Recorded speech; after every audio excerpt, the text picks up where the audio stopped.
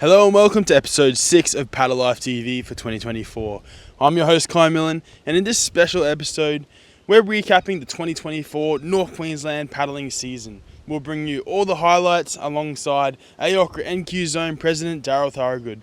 So sit back, relax, and enjoy this special episode of Paddle Life TV.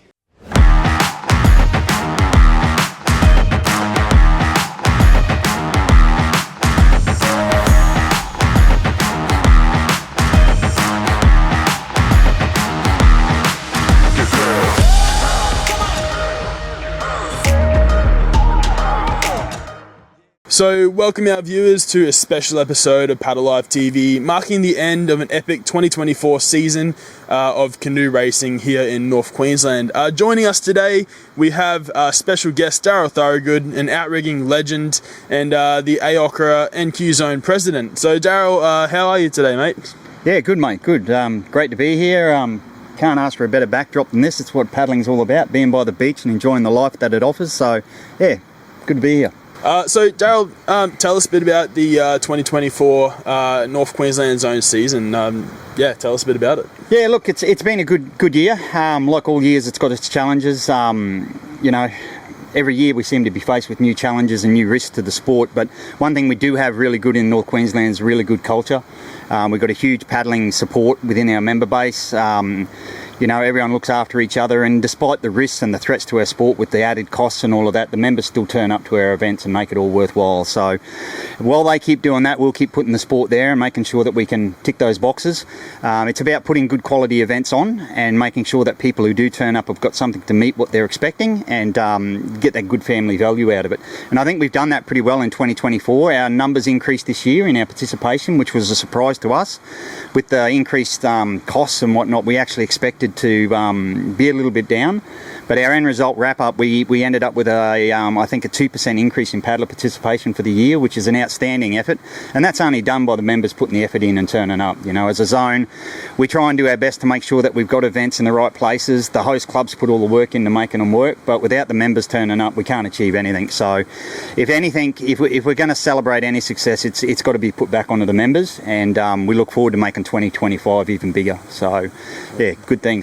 Yeah, it's been an awesome year. I mean, I've been out there filming it, and every event we go to, the people make it for sure. It's so good up here in the zones. So let's get straight into it. We want to celebrate all the highlights from this year. So let's get straight into it with the episode 1, round 1 of Airlie NQ Zone Grand Prix up in Innisfail for the Coconuts Regatta. Yeah,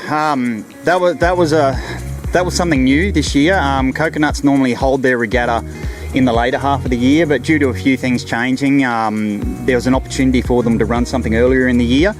And they also took a fairly big risk at the time, we thought, to host the event in a different location. Now, whenever you change something that's tried and tested, it's always a huge risk, but it's also exciting because it puts a new element into our sport, puts something different in there for the members to attend.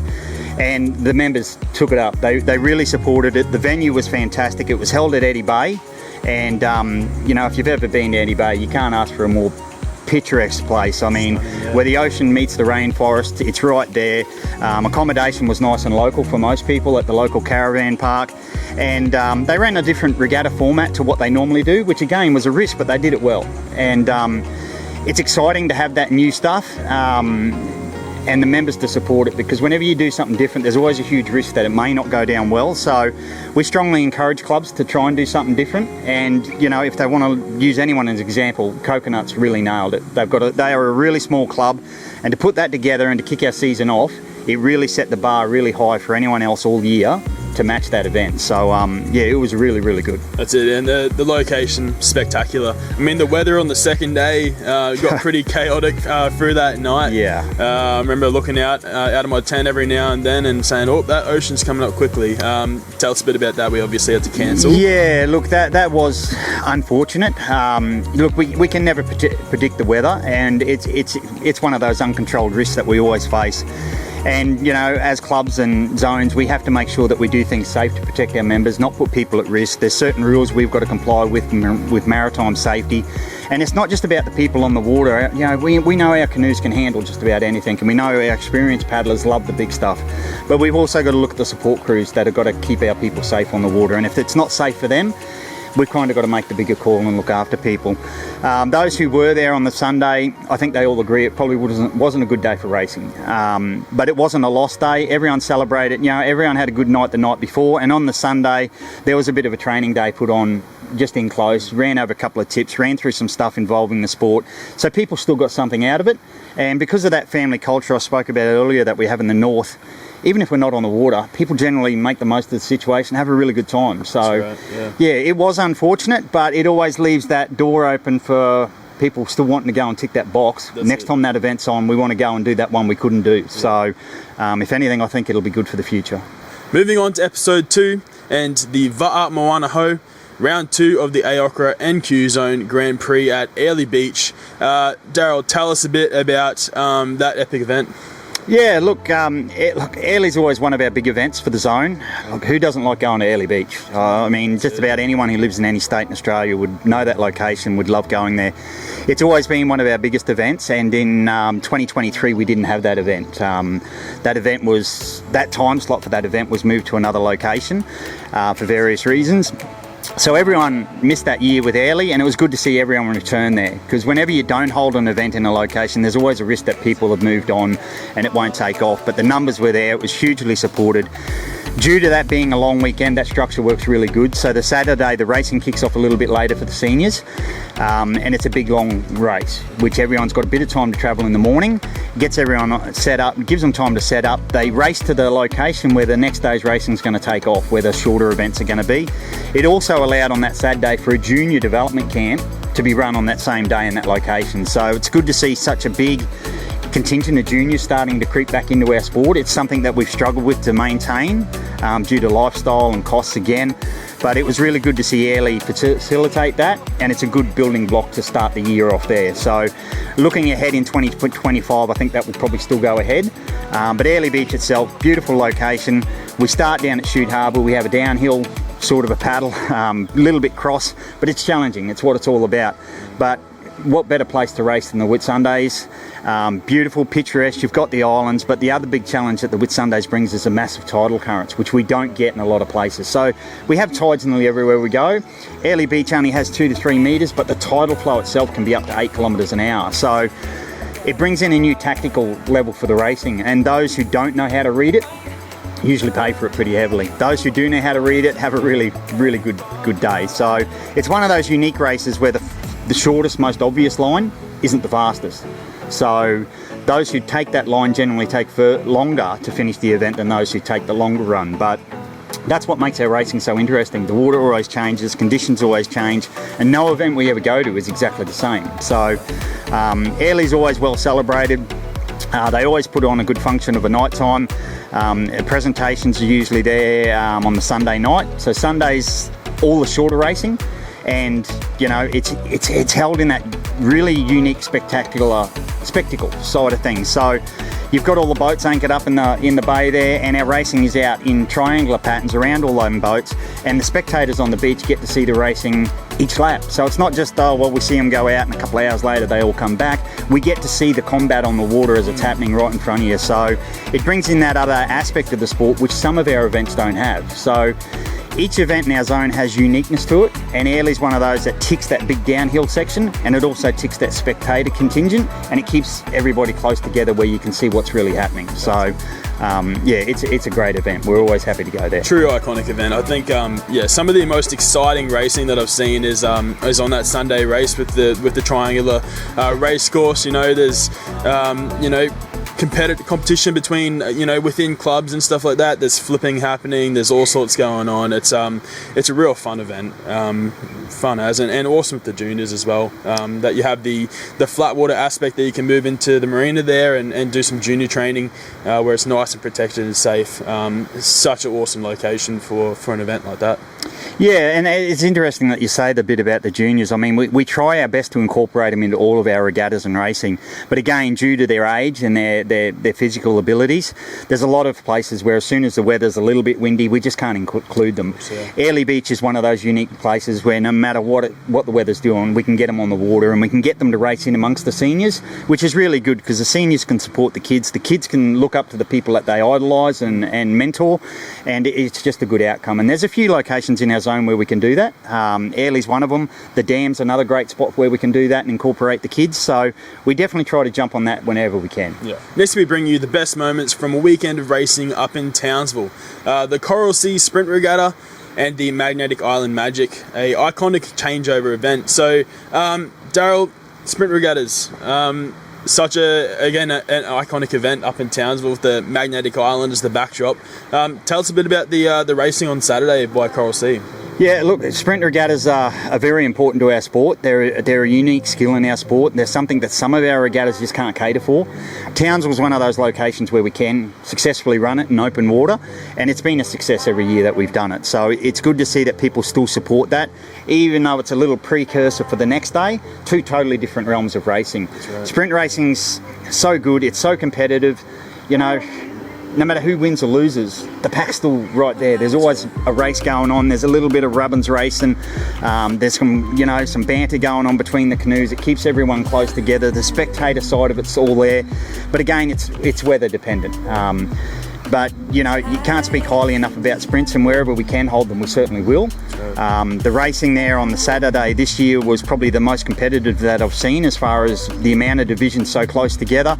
And once again, I think we had a bigger participation there this year than we've had in previous years. So again, it's telling us that we might be doing the right things, and if people keep turning up, we'll keep giving what's given us that result. That's so, right, epic event. Sprints are very tiresome for the host club. There's a lot of timekeeping that has to go on. There's a lot of, good organisation, and we can't thank the clubs enough for putting their volunteers through that to give us the racing that we need and to see our people happy at the end. And again, sprint racing, it allows us to incorporate the kids. We can have the juniors racing in with the seniors and stuff. So it's really, really good from that side of things. We just need more of it, basically, sprinting. It's something we're losing. Cool. I think one thing that Coral Sea did do really well is integrating the Unity Challenge into their event this year. So Unity Challenge involves, the juniors and the senior paddlers, all kind of coming together to race as a club. Tell us a bit about that, the importance of that. Oh, look, yeah, massive importance. I mean, it's the first time we've really seen a club take that on and do it in that way. And it opened our eyes up to how much benefit there is in doing it. Our sport's got so many different age divisions, so many different categories. And we all race in our own little categories, and we race close together, like I've said before, but that was an opportunity for those categories to all link together to get the one common outcome at the end. So everyone felt like they had a part to play in the game, and everyone had a part to contribute. So it brings up a whole new level, and I think moving any sport forward now, that collaboration of the age groups together is becoming more and more evident of the importance of it, and how we keep that. We keep all aspects of our sport together so that they're all tied together, not just, the under 15s are out now and the over 80s are out in an hour's time.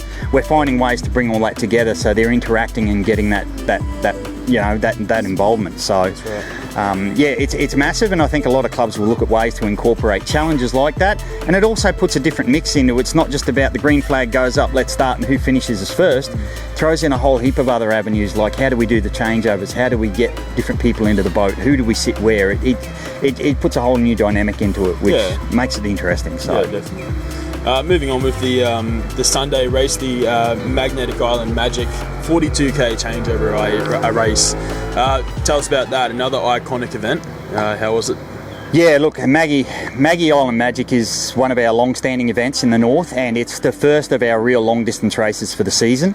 It ticks that over what I call the standard 20k, so it's in that 30k range. It is a changeover race, which is another big skill in our sport and a part of our history that, over the years we've lost the ability to run it due to the complexity of how to, you need support boats, support craft and all of that, whereas Maggie Island Magic covers it all. it's not just running one of our most picturesque areas. We leave the shore, we go out around one of our in-close islands, and it's a big island at that, but it has that circumnavigation of an island, huge big bouldery backdrop. You can't ask for better. It's not a rainforest, but it's a totally different culture. But it allows people to have that team changeover environment where you're changing out of a support boat, jumping into the water, getting your new crew in. It also allows for a changeover option because it's got an island with a whole heap of bays in it, where people who don't want to jump in and out of the water can paddle into a beach where their support crew are waiting for them. They swap their paddlers over, they start the next leg paddle to the next bay. So it allows people to be involved in that changeover aspect without having that risk of being in the water. Some love that risk of being in the water, but look, the sport doesn't cater for everyone all the time, whereas Maggie Island Magic, it does cover for that. It's a different distance, it's a different race altogether, but it's all run at the same time, and it allows people from all different skill sets to be involved in it. Like, even when we get the older people, they may, or the weaker people, might have trouble getting into a canoe. When we put that beach changeover in there, it allows them to get into the boat in a controlled manner where it's nice and safe. So it not just opens up the door to allow people to participate, it ticks that safety box. And it also encompasses the iron paddlers. There's teams that go out there and do this whole race iron, and they use it as their first big stepping stone for the bigger endurance races we have later in the year. So without it, I think our zone would really struggle without an event like that. It's a really big one on our calendar. Yes, the participation's not massive because it's such a big event. There's not as many teams in it, but there's so many people in each team because we're going from a 6-person team to a 9 or a 10, depending on your makeup of your team. So the numbers are there, but the actual numbers of craft on the water is lower. But at the end of the day, we're looking at paddler participation, and overall, we're looking at paddler satisfaction. If people are happy at the end of the day, we've ticked the right box. So, hopefully that one will be strong standing in our zone for a long time. So we're now heading north from Townsville up to Cairns for the Mini G and G Brock races. Daryl, how do these events test paddlers both physically and mentally up there? Yeah, look, both of these events are very, very important. Mini G is the next step in what we call our endurance racing for the year, so to speak, following on from the Maggie Island Magic. Mini G is exactly that. It is a smaller version of the G Brock the following week after. So it's around that 20 to 25k range. And if the weather's up, it's a really good run. Well participated. And it's really important in the fact that you've got those people that sit in that middle ground where they're above your novice, but they're not quite up to that big epic adventure of a 4-hour paddle on their own. Mini G ticks that middle ground where they can race competitively and get that feel for endurance, but not put themselves into that area of, hey, we're not going to make this. So it opens it up to a whole avenue of people that are in that middle ground where they're just needing that little bit more confidence, but it's still very, very competitive race. Because the distance is shorter, the speed's a lot higher, the intensity's greater, the pack's more tied together. And in the last 2 years, we've seen Mini G and G Brock be moved to 2 alternate weekends. They were both used to be run on the same weekend, which, even though as members we've seen it as a positive, it had a huge burden on the host club to be able to do that. The volunteers, obviously, to run the one day couldn't paddle in the second day and vice versa. Plus it was just a lot of work for one weekend. And also we realised, the host club realised that by splitting it up by a week, they could possibly open up for it to be more appealing to travelling competitors, so that they could travel up the week before, do the Mini G, spend the whole week in the Cairns area, possibly have some paddling training camps in the middle or development camps with some local coaches and whatnot, even just some general training during the week, and then do the big race on the following weekend and then pack up and go home. And they've had a whole paddling weekend away in North Queensland. So I think a few of the travelling competitors have jumped on that and made the most out of it, and I definitely see a huge potential from paddlers all over Australia to come here and do that. There's no better place in winter when it's freezing cold down south, come up north, sit in our tropical environment, look at our beautiful backdrops, our rainforests, tour around and have 2 good paddling weekends. So Mini G is very, very important, and it does set up that groundwork for G Brock, which is obviously the big epic event of them all. So I think one of those things that I love about that event is seeing other craft come and paddle. Both over Mini G and G Brock, you got ski paddlers and you got foilers as well, which is kind of the first event in the NQ Zone series to include other craft, and it's really, really cool to see that. How's that work of helping those events? Yeah, look, I'm glad you mentioned that, because that is a huge thing as part of our sport. Our sport's not just about outrigging, it's about people who love the beaches, the ocean, and everything, all the culture that goes in with it and around it. Yep. And all of those other water sports all encompass that as well. So to have the foilers there is an amazing sight for everyone. It's fascinating. These guys are absolutely crazy what they do on them foils, but they're super fast too. And the ski paddlers, they've always been a part of our sport, especially in the longer races, and it's always good to have them on board.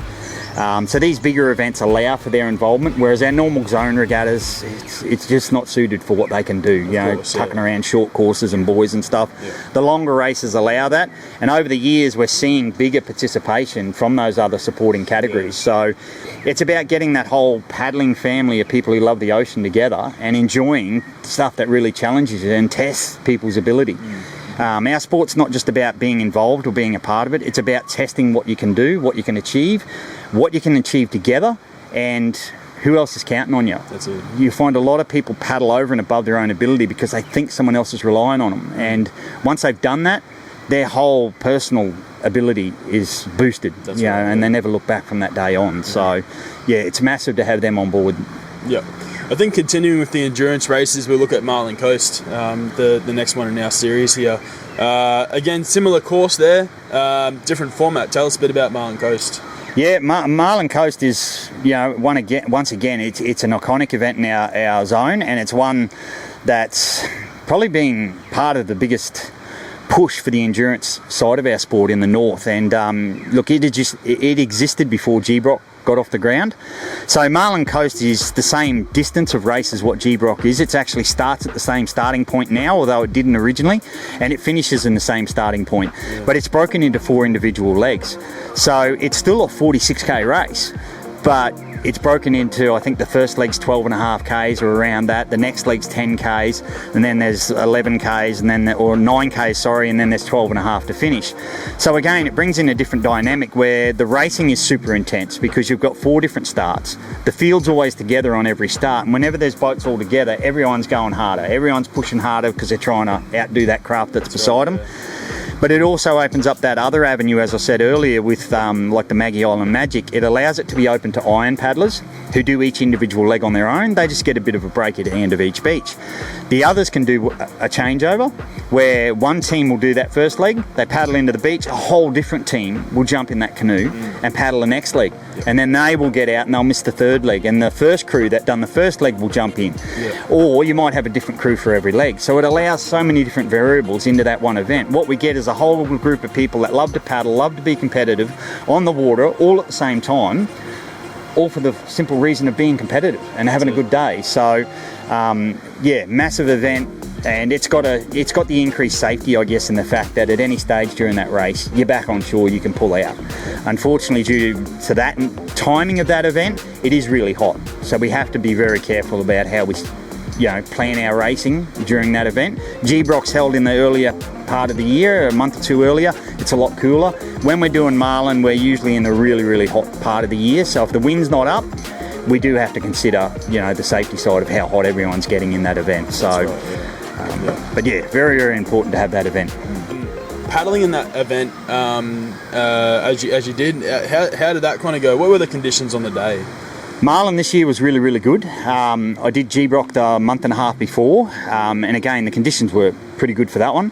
Marlin this year was nice and rough, but it wasn't too rough. So when I say rough, downhill paddlers, we always like a little bit of wind. We get the run out of it, we get the push, the boats are travelling at a higher speed, and there's that intensity. When there's waves there, it might be a 10k leg, but there's constant sprints to catch every wave.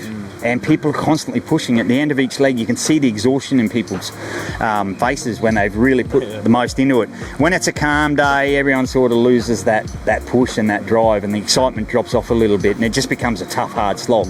This year, the weather was up. We can never predict the weather, unfortunately, so you've got to take the good with the bad. So this year, the weather was up, conditions were good, and they got better as the day went on. Towards the end, we were catching, I myself on the one man were catching some really screaming waves on the end. And that day is all about your plan, just like G-Brock. You can set out, it's a 40k race. The average paddler can paddle 20k's, no drama. After 20k's is where people start to go into the reserves. How much have you got left?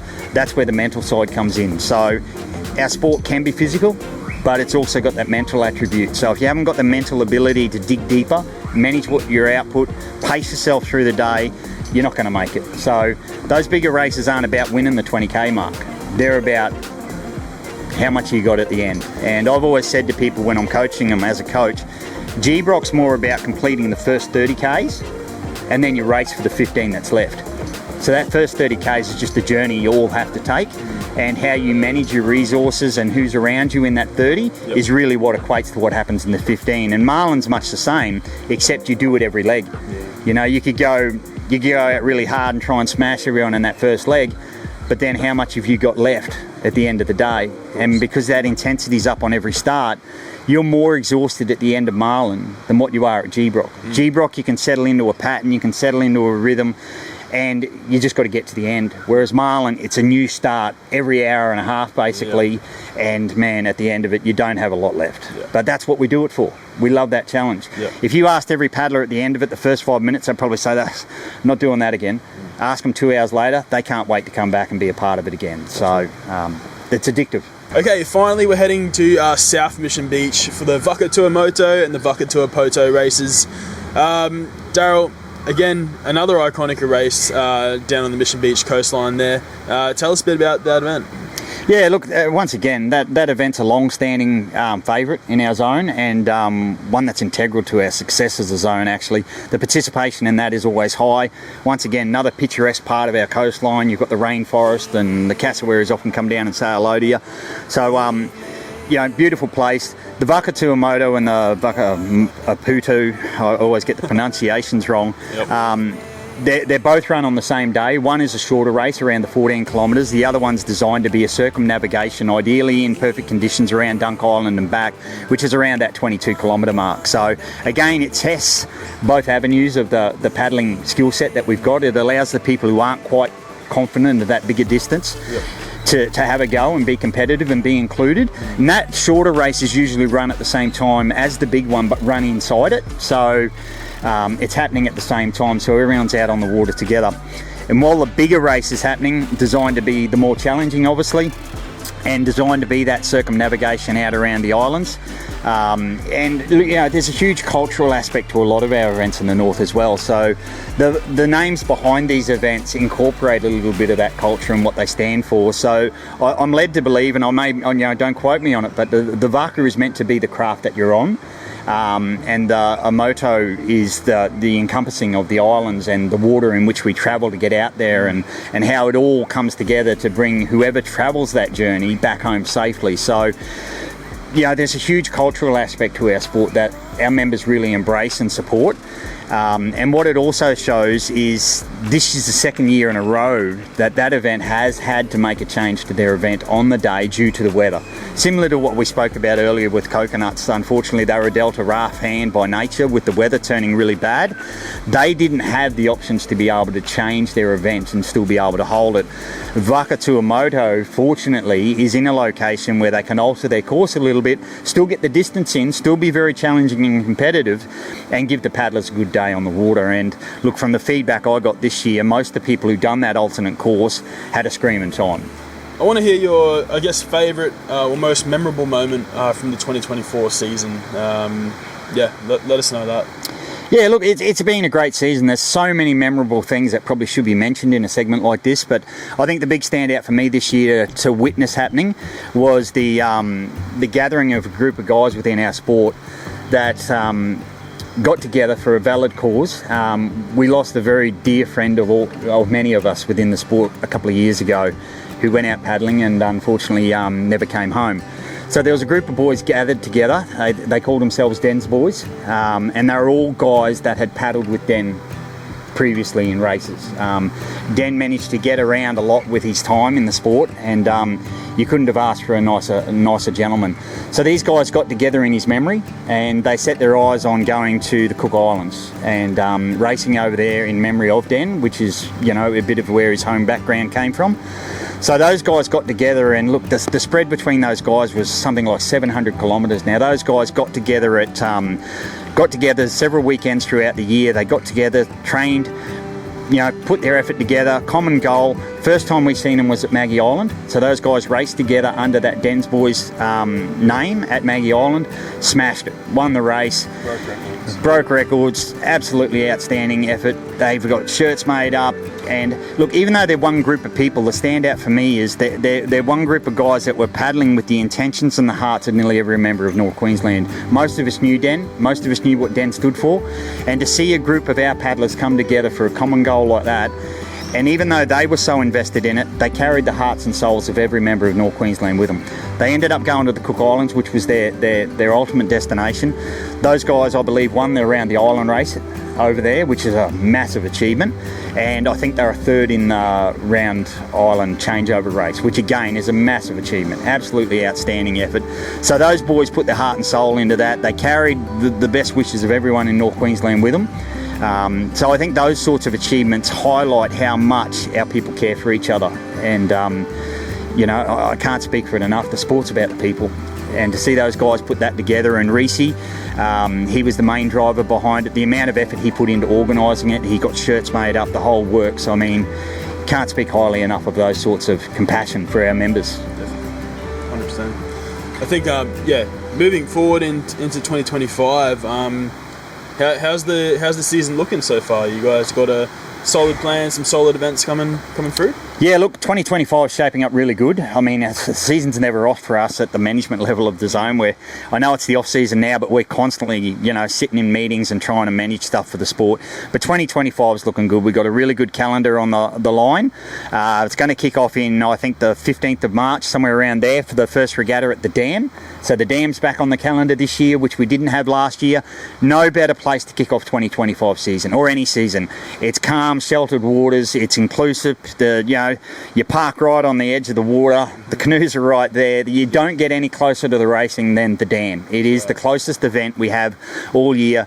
We're going to have sprint racing there. We're going to have a little bit of endurance stuff. The 1s and 2s are going to be involved. I believe there's going to be 12-mans. There's going to be juniors. This regatta has it all.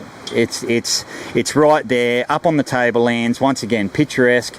You can't get a safer place to race. And while the people are racing, the kids are swimming in the water. I mean, it's just a beautiful way to start the year. So we're really looking forward to that one. Airlie Beach, Whitsundays back on the calendar again for the May Day weekend. Once again, we spoke about that earlier. It's a massive event. So that'll be big again this year. And again, we're hoping to have the junior development camp there again. This year, hopefully, it'll be bigger and better. The juniors will kick off at the Dam, so we're hoping to build on that as the year goes through this year. So it's really taken off in 2024. The groundwork was done. 2025, we're hoping to really enforce that and get some juniors from outside our state up to these events as well, at the Dam and at Airlie Beach. So it'll depend on funding and availability for travel. The year's kicking off well there. I think after that we go back to Townsville. Once again, we've got the sprint regatta, so we'll get a bit of exposure to sprinting at the Dam. People can really set their mind on it for Townsville and see that really boost in numbers this year. We've got the Maggie Island Magic again on the Sunday, which is our first endurance race, as I spoke of.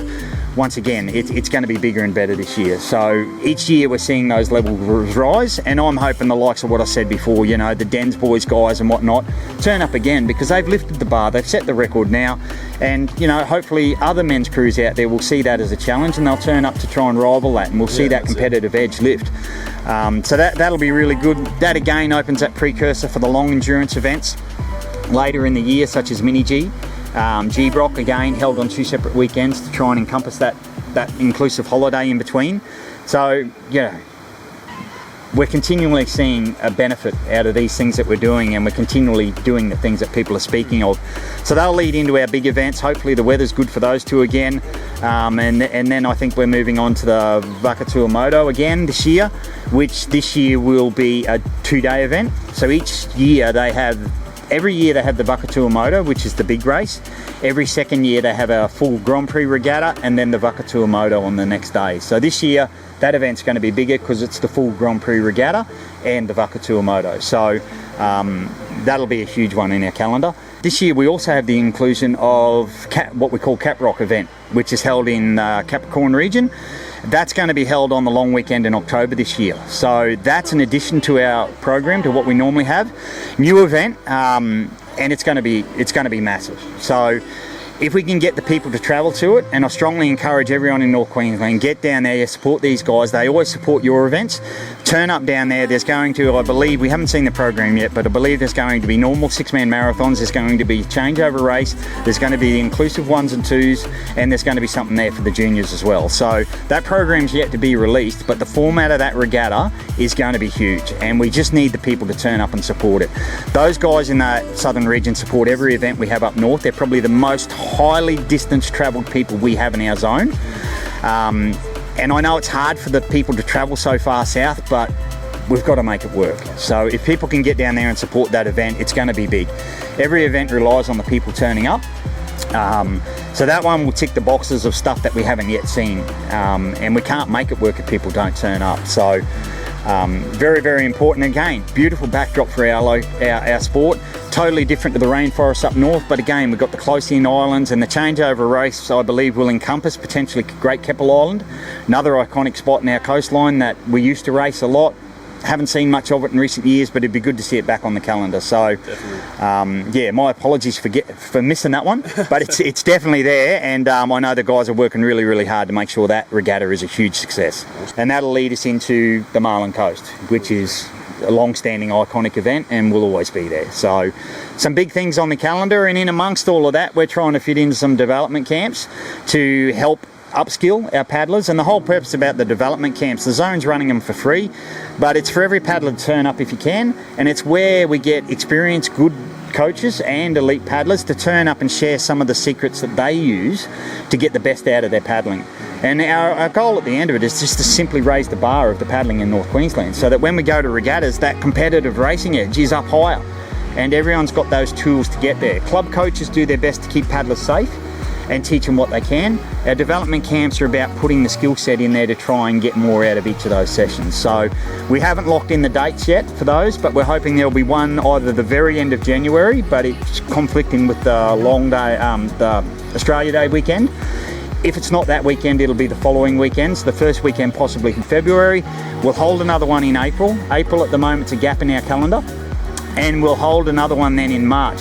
As much as we want to see our events kick off and promote all that we do, we also want to do what we can to promote the national side of things as well. So there's, amongst everything that I've just said that we've got running as a zone, we've got national sprints, we've got national marathons, we've got Gubby for the juniors. So we really want to encourage those events to take off and have a place. So something else we've got rolling on is, AO have only just released the new level 1 coaching structure. And it's not just level 1, it's a whole coaching structure of development coaches all the way through to potentially level 3. So it's been a long time in the coming, somewhere around 7 years I believe we've been working on this, and probably a little bit longer. But it's finally hitting the road. We done our first coaching course only a couple of weeks ago up in Townsville, our first level 1 coaching course. So what it incorporates now is we're now going to have a level 1, which allows people to be a part of that coaching structure a lot earlier in their paddling career, and they will be an assistant coach. And then we'll step on to the level 2s, which become your club head coaches, so to speak. But as a zone, what's really encouraging is we're going to be rolling these out in 2025. 2024 we didn't have the option to, because it wasn't complete, wasn't ready to roll. We didn't have the presenters trained. We've now ticked that first box. So 2025, as soon as we've got the numbers to run other courses, we're going to be running them. So we're going to have newly accredited coaches. We're going to have new and up-leveled existing coaches. So the coaches that are already out there are going to get a new level of upskilling. And we've got some funding there to also increase the number of female coaches in our sport. So we've seen over the years that we have coaches in clubs, the female divisions dropping that little bit. So there's a bit of funding there to try and push behind that. So apart from what's happening on the water, there's some big things happening in the development of the sport and the education of the sport. So they're all positives, and it's going to keep our calendar really full, but it all relies on people putting their hand up saying, hey, we want to be a part of that as a zone. You let us know you want it, we'll make sure it happens. So we just need people to let us know. Yep. Well, what an epic year of ocean racing up here in far North Queensland. The Paddle Live team would like to thank AOCRA North Queensland Zone for their continued support throughout the season. We would like to thank the host clubs for their hospitality and support. Without it, we wouldn't be able to bring you all these episodes. Of course, the paddling community for their continued bringing the energy and supporting Paddle Live throughout this season. We wish you all a Merry Christmas and Happy New Year. We look forward to seeing you next time on Paddle Life TV.